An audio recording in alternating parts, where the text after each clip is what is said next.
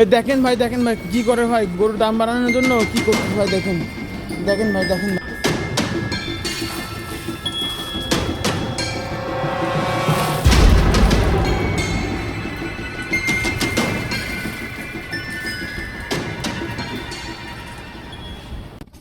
কি ভাই, কি ভেবেছেন গরুর দাম বাড়ানোর জন্য গরুর গায়ে রং করতেছি ঈদের আগে?